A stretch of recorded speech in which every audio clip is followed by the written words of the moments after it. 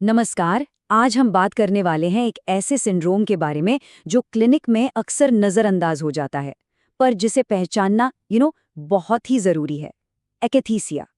ये एक ऐसी कंडीशन है जो मरीजों के लिए बहुत ज़्यादा तकलीफदेह हो सकती है, लेकिन अच्छी बात यह है कि इसका इलाज किया जा सकता है। इस कंडीशन की जो इंटेंसिटी है, उसको समझने के लिए एक पेशेंट के इन शब्दों से बेहतर कुछ भी नहीं हो सकता।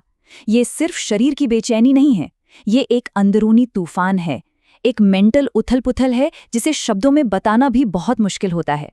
तो हम इसे कैसे समझेंगे? सबसे पहले देखेंगे एकैथीसिया क्या है, फिर एक क्लिनिकल केस देखेंगे, कड़ियों को जोड़ेंगे, इसके पीछे के साइंस को समझेंगे, इलाज और मुश्किल मामलों पर बात करेंगे और आखिर में एक छोटी सी परीक्षा होगी। तो चलिए शुरू करते हैं। सबसे पहले ये जानना जरूरी है कि ये शब्द आया कहाँ से है। एकैथीसिया ये एक ग्रीक शब्द है जिसका सीधा सा मतलब है स्थिर न बैठ पाना, और सच कहूं तो यही इसका सबसे बड़ा लक्षण भी है। तो यहाँ पर जो सबसे ज़रूरी बात है ना, वो ये है कि एकैथीसिया सिर्फ मोटर मतलब फिजिकल रेस्टलेसनेस नहीं है। इसमें मरीज को साइकिक एकैथीसिया का भी अनुभव होता है, जहाँ उसके विचार बहुत तेज़ी से आते हैं, मन में जैसे भीड़ सी लग जाती है और एक अजीब सी उथल-पुथल मची रहती है। मतलब ये एक डबल अटैक है, शरीर पर भी और मन पर भी। अच्छा, थ्योरी तो हो गई। अब इसको एक रियल क्लिनिकल केस के जरिए समझते हैं। इससे ये जानने में मदद मिलेगी कि असल में मरीजों में ये दिखता कैसे है। तो देखिए, हमारे पास एक 24 साल का मरीज है। वो पहले से ज्यादा चुप और एजिटेटेड लग रहा है, और सबसे बड़ा क्लू उसकी दवा की हिस्ट्री।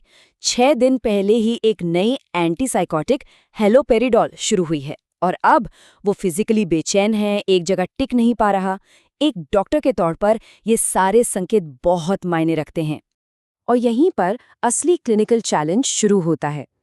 क्या मरीज की ये उत्तेजना उसकी सिजोफ्रेनिया के बिगड़ने का संकेत है, या फिर ये उस दवा का साइड इफेक्ट है?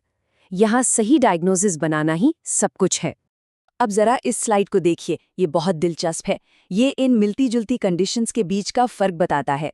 जैसे रेस्टलेस लेग्स सिंड्रोम यानी आरएलएस, उसमें पैरों में अजीब सी झुंझुनी होती है, लेकिन एकैथीसिया में मरीज अक्सर एक ही जगह पर मार्च करता हुआ दिखता है। साइकोटिक एजिटेशन बीमारी का हिस्सा होता है, जबकि एकैथीसिया अक्सर इलाज का एक नतीजा होता है। चलिए, अब उस खतरनाक साइकिल को समझते हैं जो एक गलत डायग्नोसिस से शुरू हो सकता है। स्टेप 1, डॉक्टर को लगता है कि मरीज की बढ़ी हुई बेचैनी उसके सिजोफ्रेनिया के बिगड़ने की वजह से है। तो इस गलत डायग्नोसिस के बाद लॉजिकल अगला स्टेप क्या होगा? बिल्कुल, दवा की डोज बढ़ा दो।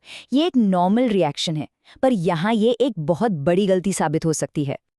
और बस, ये साइकिल पूरा हो जाता है। बढ़ी हुई डोज एकैथीसिया को और खराब कर देती है, जिससे मरीज और भी ज्यादा एजिटेटेड और बेचैन लगने लगता है। मतलब इलाज ही बीमारी को बढ़ा रहा है और मरीज की हालत तेजी से बिगड़ सकती है। तो अभी तक हमने देखा कि एकैथीसिया दिखता कैसा है, पर सवाल ये है कि ये होता क्यों है? इसके पीछे की न्यूरोबायोलॉजी, इसकी फार्माकोलॉजी क्या है? चलिए समझते हैं। ये डायग्राम इसे बहुत अच्छे से समझाता है।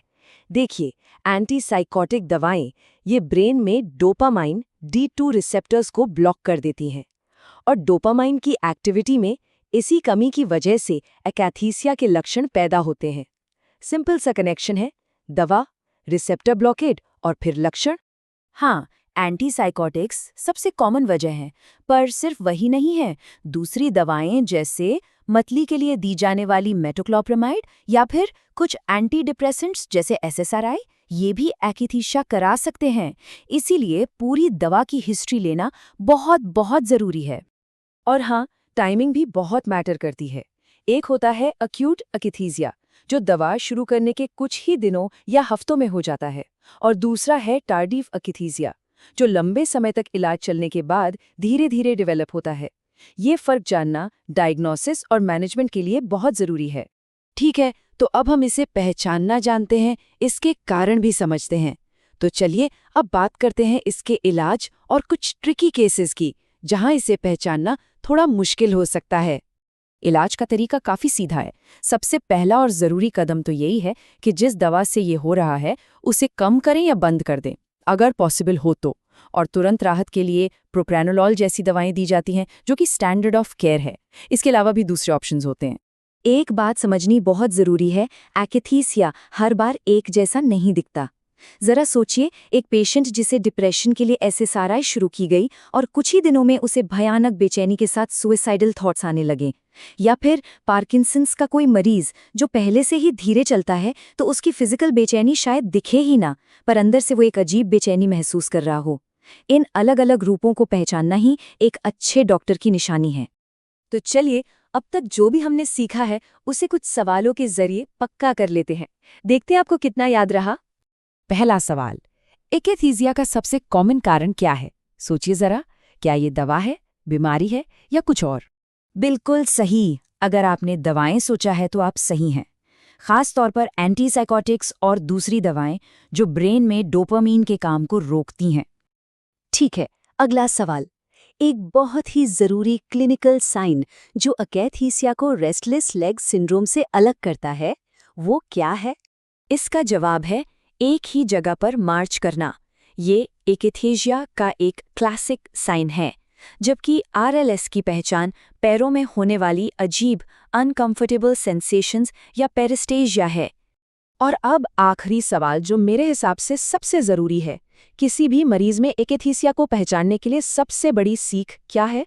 देखिए, सबसे जरूरी बात है हमेशा अलर्ट रहना। जब भी कोई ऐसी दवा शुरू की जाए जो डोपामाइन पर असर करती है और मरीज की मेंटल स्टेट में कोई अजीब सा बदलाव आए, तो हमेशा एकैथीसिया के बारे में सोचें। ये सिर्फ एक साइड इफेक्ट नहीं है, ये एक गंभीर और बेहद तकलीफदेह स्थिति है जिसे सही समय पर पहचानना और उसका इलाज करना हमारी जिम्मेदारी है।